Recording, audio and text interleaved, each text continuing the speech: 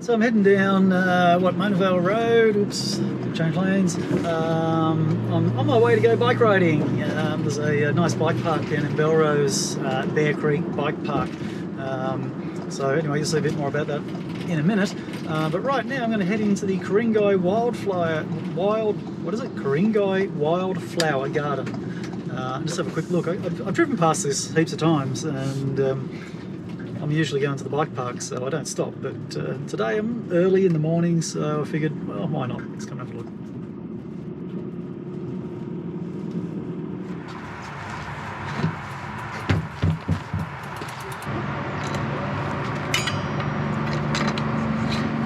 So it looks like there's a bunch of short walks, a couple of longer ones, sort of 2 tracks there to the 3Ks and 2Ks each, so decided to get the bike out, and I'll ride around both of those, and then see if I can have a look at the rest of them as well. Alright, let's head down this way. Lots of people out walking, lots of people with strollers and small children, so I guess we just need to take it easy around here and hopefully not run over anyone. Yeah. Playground, lots of people. Don't need that, let's go. Enlich point, Enlich, I don't know what I don't know how you say that, anyway. So I am there, but I'm not on the big track that goes all the way around the outside, so, okay. Anyway, I'll follow this one around. So this is the inner loop, and then there's an outer loop. So this one's the 2K loop, I'm on Solander Trail. Then I'll try and head around the Muller Trail, which goes right around a bit further. And it's actually a very steep track. What I just came down was steep, and now I'm climbing back up. It's up to the top of the hill now, to a bit of a like a trailhead, I guess. A few little walking tracks out on the sides. This is up near the visitor centre, which is just over there.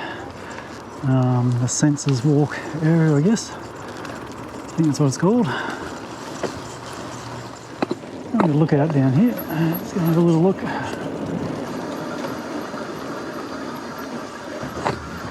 Yeah, look out of the trees. Can't see a whole stack there.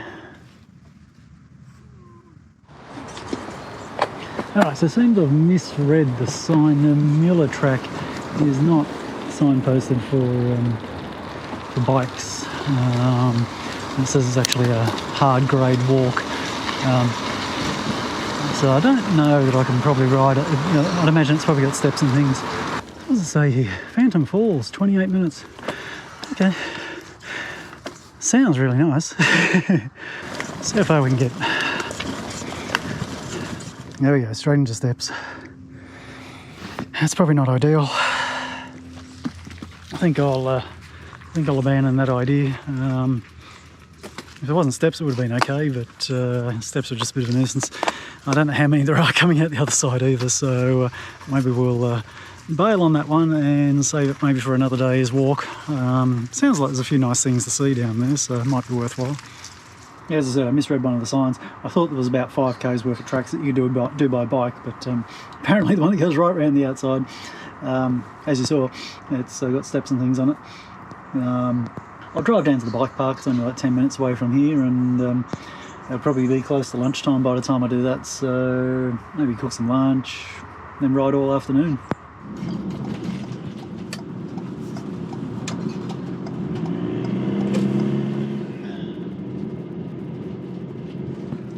Quarter to 12 now, so I guess I'll just pull up and make some lunch and then go for a ride after that.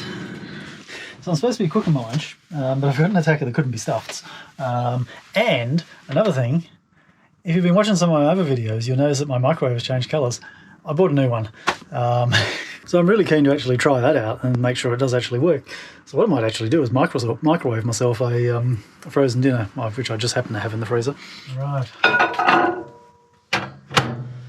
7 minutes. Yeah, and we're going to start. And I cross my fingers and hope that the inverter holds up. So I went to Harvey Norman, bought this. This is a This is an inverter microwave, as opposed to the inverter in the van, which converts the 12 volts into the 240. What was happening previously, just as a recap, I had a conventional microwave, 1000 watt microwave, and the conventional microwaves use a lot of energy to get themselves started, basically, and it was basically overloading the inverter. So I'd press start, it'd run for about 3 or 4 seconds, sometimes up to 10, and then the inverter would shut down on overload and start beeping and carrying on and turn off all the power, and then I'd have to start again. So the idea is that these inverter microwaves, as opposed to my previous conventional microwave, the inverters are more efficient. And certainly when you look at the power consumption on the label on the back, my previous microwave was about 1750 watts input power, even though its cooking power was 1000 watts. This one's 1000 watt cooking power still, but its input power is 1150 watts, so sounds really good. Anyway, I was dubious about risking buying one because I wasn't sure if it was going to work, and I didn't want to spend $200 on a new microwave and still have problems with my electrical system. So I went into Harvey Norman in McGrath's Hill, and they were really quite helpful once I understood what I was trying to achieve. And they actually brought a demo model out, one off the floor, with me into the van, and I just plugged it into the power point and gave it a test run. And sure enough, it all worked fine. So anyway, then I went ahead and of course bought one, and this is actually its first use, other than a short, minute run that I've done just to boil some water to make sure it did work. But looking good, just straight away, no problems. But time will tell. My previous one used to work every now and then as well, but more often than not it didn't work. So yeah, we'll see how we go over the next few days. Like I said, I should be cooking a meal right now, so I'll probably do that tomorrow. But then the next few days I'll be reheating that stuff in the microwave anyway. Well, that was successful. It's hot. So it's done its job. So this is the view from my chosen lunch location today. Just sitting in the bike park car park, and it's located right next to a rubbish dump, basically. So you got all these dump trucks coming in and pouring rubbish off and whatever else. I can't actually see the tipping site. That's quite a bit further up, so fortunately it doesn't stink here, but I'd imagine if the wind was blowing the right direction it wouldn't smell the freshest.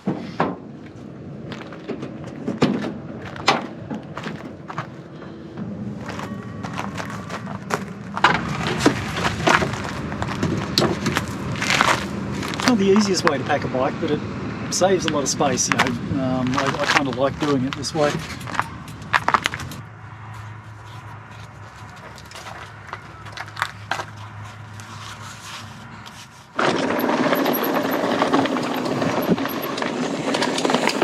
Basically all I'm going to do now is just run up and down this trail for the next hour and just get more comfortable with it. The key is becoming comfortable with what you're doing.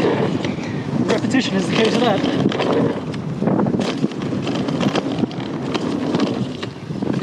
And I fell short again. Touching the brakes, no good. So basically I'm a little bit on the conservative side with my riding and not a very fast learner.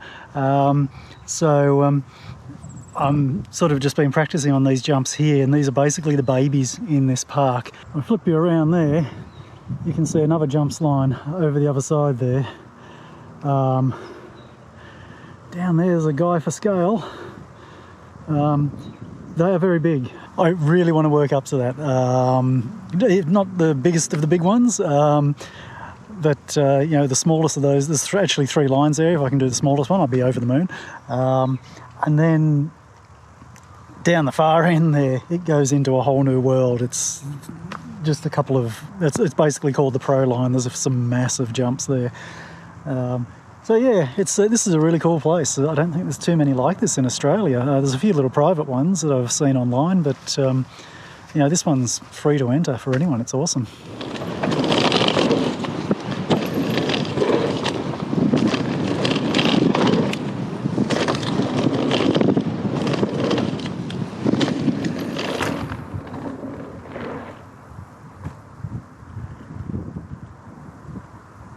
Something different.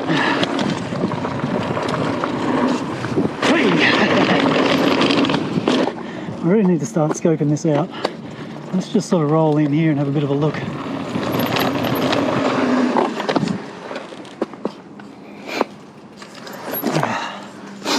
no opportunity not to do the jump. You pretty much have to.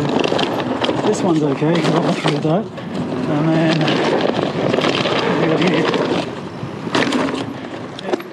oh, scary. Not sure if I can do this. Oh, that was a nasty, but I think I made it. Bail out. Totally out of control. Yeah, it's a bit different to what I'm used to.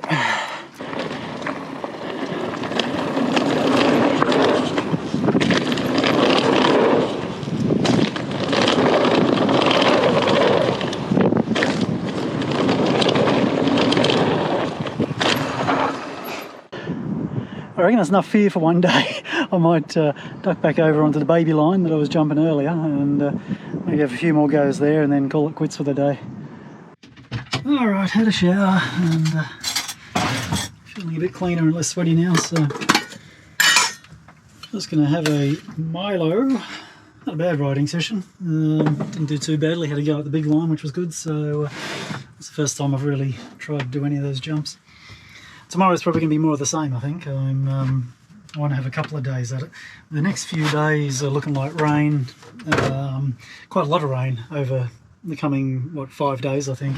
I'll ride tomorrow. This place gets closed down when you get a bit of rain because it turns into a swamp, and that'll probably be my last ride here for at least a week, I would say, maybe 2 weeks. It'll probably be out.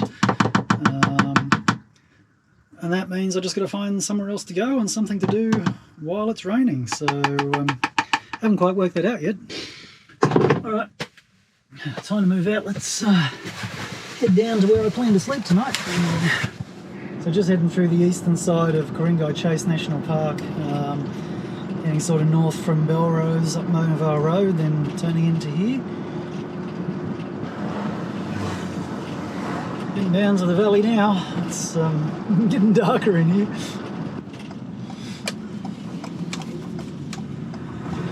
And yes, there's a big sign right at the entrance saying no overnight stays. Anyway. Actually, they're new signs. There's a lot of new signs here now saying no overnight stays. There weren't that many before. Might not be a good spot to stay. Looks like they might have might be clamping down on it.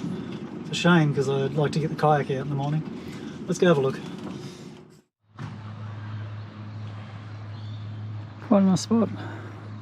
Beautiful in the mornings. I think I might come back here and get the kayak out. The sun up on top of the ridge line there is pretty cool.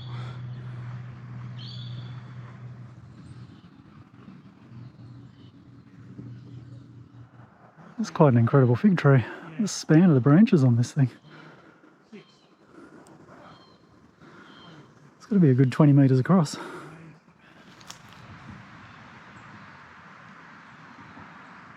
Beautiful spot. There is definitely a lot of new no camping and no overnight stay signage here. Last time there was only one sign at the entrance. Now they're everywhere. Last time I was here there was probably about 6 other campers of various types, so there were people in tents here, all sorts of stuff going on, so obviously they've cracked down, therefore not a wise place to stay, so bummer, because now I have to find somewhere else. So I think what I'm going to do is I'll stay here and have dinner, then probably under the cover of darkness I'll go down a little bit further into the outskirts of Monavar. And there's a boat ramp down there. I stayed at once before. I'll scope it out again. I would say that if they've put new signage up here, they will have done that spot as well, because it was packed with camper vans last time I stayed there. A little bit early for dinner, but yeah, I'll do it anyway, just to get it out of the way, and then I can head down to somewhere else. I know I've said this before, but I swap over my lunch and dinner meals. For those that haven't seen any of my other videos, basically just having something small and simple for dinner is a little bit easier, mainly for time issues when you're trying to be inconspicuous, sleeping on the streets. That'll do it. It's getting a little bit cold. Still nice though. Alright, so I arrived at where I planned to spend the night. I didn't end up going down into Mona Vale at the boat ramp, which was my original thought. I was kind of thinking that, you know, if that little spot that I was just in has already got signs on it saying no overnights, then the boat ramp down to Mona Vale is definitely going to have them as well. So what I've done, I've actually driven all the way back to near where the bike park is. I'm staying in like a car park for a sporting field. Yeah, I don't know whether my choice of locations is all that crash shot. You know, where I am is a very dark little road in the back of nowhere. Can't be seen from any main roads. Very isolated. It's the sort of place where you would go if you're going to cause trouble. So, anyway, we'll see how we get on tonight. Hopefully it's a peaceful night. Anyway, so I'm going to go darken the lights. There'll be no more video recording tonight, and I will get back to you when I wake up, which could be very early.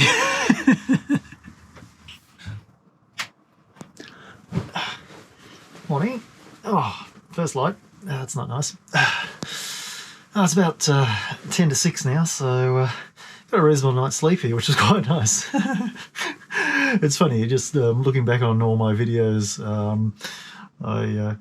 I'm always complaining about having a bad night's sleep because something goes wrong during the night. Anyway, it actually doesn't seem that bad when I wake up in the mornings. You know, sure, it has a few things happen here and there, but the majority of the time, yeah, it's just passing vehicles and things like that. And I'm actually a very light sleeper, so you know, things like that just wake me up, and I'm just looking out the window because I'm awake. Anyway, so last night was good. No disturbances whatsoever. This little spot that I parked in is, you know, like I said, it's near a sporting ground type thing, and relatively quiet. Like, there was a few people here when I turned up, but they left pretty quickly. There was a couple of cars that came in the evening, and one of them stayed quite late. That, from what I could see, they had telescopes and were taking time lapse of the stars, which was interesting. Almost felt like going over and having a bit of a look. That would have been quite cool. I think this morning I'm going to get up and drive all the way back down again to Church Point, because I'd really like to get the kayak out and go for a paddle around there. I've done it once before. It's really nice in the morning, so I might turn the heater on. It's a good idea. There we go, and that'll warm this place up in about 10 minutes. And I might have breakfast here. I don't know. See how we go. Looks like a beautiful morning. A little bit of a breeze blowing. I can hear the leaves rustling in the trees, but a bit of a shame because down at Church Point, when it's dead calm, the water is like glass and it's absolutely awesome. So I might, I'll head down there anyway, and we'll go for a little bit of a paddle. It wasn't all that cold last night either. I didn't actually see what the temperature was before I turned on the heater, but usually if it's a cold night I wake up with my head freezing and have to put a beanie on in the middle of the night. Open doors, lock the fridge.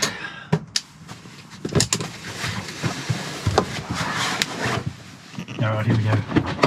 It's so beautiful.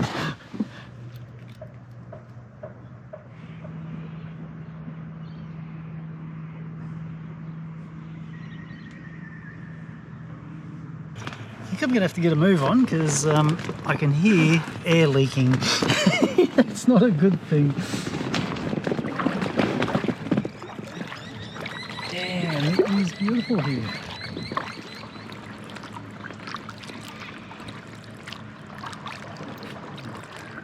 I hope you can see how clear the water is through the camera there. This is, it's amazing.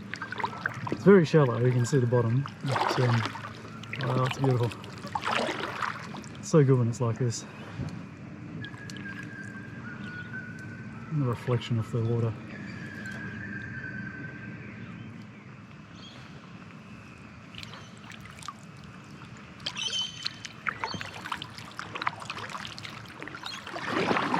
Oh, there's quite a breeze blowing down this valley here.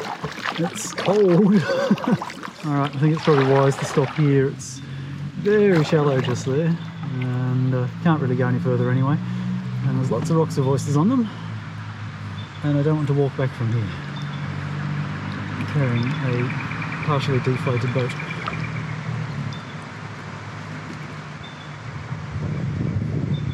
Beautiful, isn't it? Damn, I should really get a nice bright shot of me now. Bloody hell. Heading straight into the sun. That's reflecting off the water.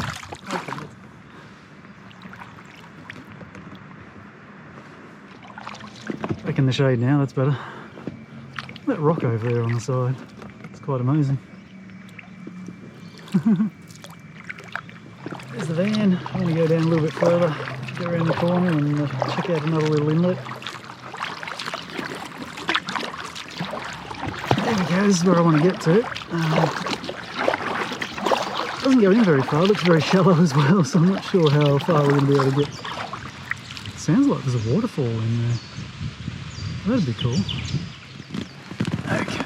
Oh, I just sunk into the mud up to my ankles. Just stepping carefully.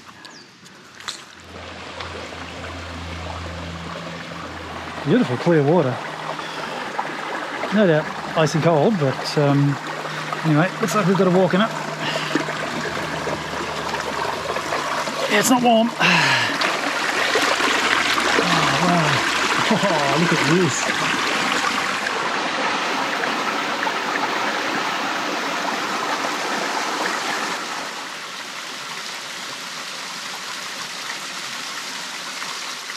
What an amazing find. This is awesome.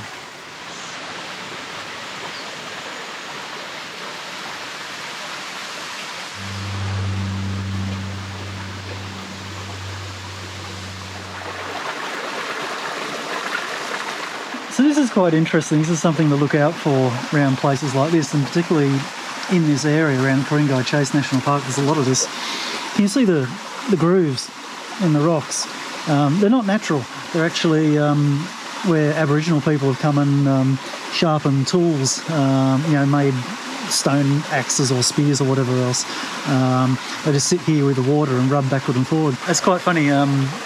I've seen a few spots up in the top of the hill where they've actually marked it out, showing you that that's what it is. And once you're aware of it, you see it everywhere. It's quite incredible. So that's the best sea life I can find at the moment. Well, that was a find. Last time I came down here, I paddled down this far, but I actually went on the other side, which is just all houses and things, just sort of have a look down there. And then as I'm paddling back, it was quite windy, so I didn't come over this side, but wow, that was amazing. So in case you're wondering about these inflatable kayak things, so what I'm paddling in here is the $150 unit from Audi. Yeah, I think, look, it does a reasonable job. They're a little bit unstable. It just sort of darts about all over the place. If I stop paddling, you'll see it'll just spin around in circles. So, not the most stable thing on earth. Alright, move out of here. We're going to start heading back up to the mountain bike park, but on the way there's a nice little waterfall I'm going to take you to, so this should be pretty cool. We'll go up and have a look at the waterfall first, and then there's a bit of a track that runs down beside the creek there, so I might go for a walk down there when we come back.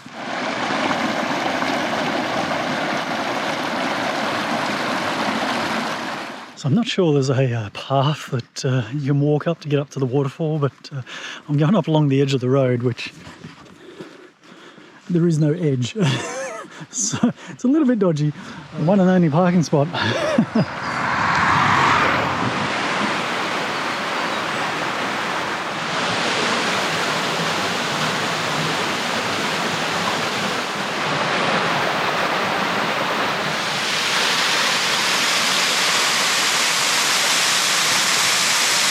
Head down to the bottom of the fall. It's a bit of a challenge, but it's worth it. Yeah, I think this is the path, in inverted commas. It's not much of a path. This little tree here helps. It's not too bad.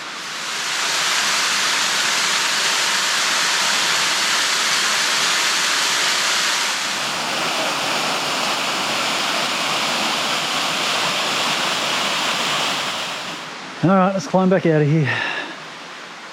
It's a little bit rugged. Not impossible. Back down the bottom now, so we'll continue this little walk downstream and see what we can find down here.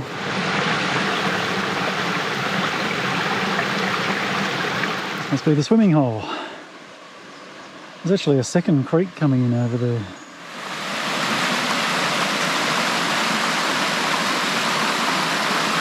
It's going quite some distance. I didn't expect it to be so long running, but there's just multiple cascades and pools. Oh man.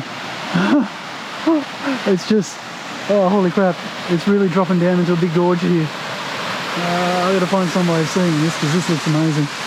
Oh, look at that.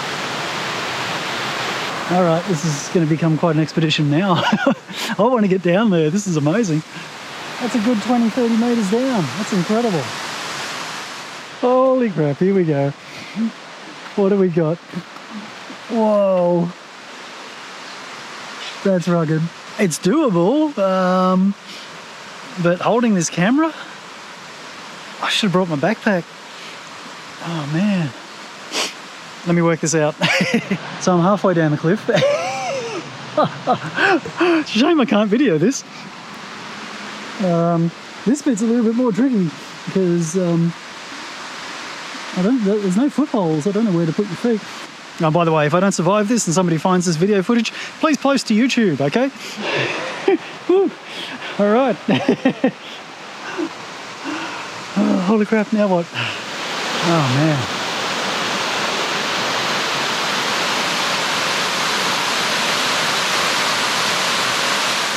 Unfortunately, I don't have a clear view of the falls. I need to be over there. You know, this was just supposed to be a really quick detour this morning, not turn into a massive adventure expedition. This is incredible. This is incredible. Look at that. Oh, what a spot. Made it. What an amazing spot.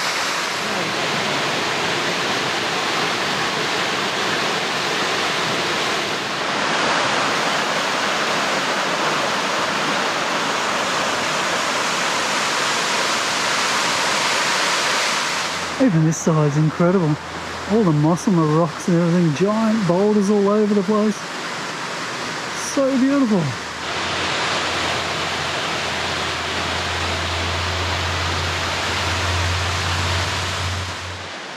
So I got someone else coming down.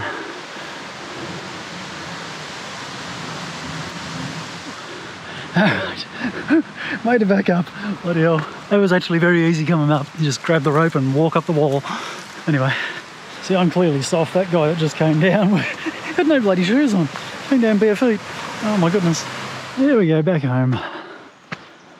Oh, look at that big scratch down the side of the van. These bloody narrow roads. Oh my goodness, all the overhanging trees. Well, I've come back up to the bike park now, so I'm actually going to cook the dinner that I should have cooked yesterday. But A, was too lazy, and B, wanted to test my microwave, so I'm probably going to cut the video off here. It's effectively a 24-hour period for you. After this morning, I don't know, there's not much else that's going to be all that spectacular. That was just amazing. So I'm going to cook this up, eat my lunch, then probably have a little rest for a few minutes, and then go out and ride my bike and do a bit more jumps practice again. I think we've got some bad weather coming in. Looks like there's quite a bit of rain coming over the next few days, so I was kind of tossing up what I'm going to do next. I may even stay around this area because there are a few waterfalls which will be interesting to see if we get the forecast rain. So I might do that. That sounds like a vague sort of plan, and then really the next few days is just going to be sort of riding out the rain, I think. So anyway, check back later. I'll get another video up once I start getting something that's a little bit exciting. I promise it won't be too much mountain bike riding, but although I do want to do a lot more riding around here because there's some nice spots. So anyway, we'll see how that plays out, but we'll have to wait for it to dry out first, which might take a couple of weeks.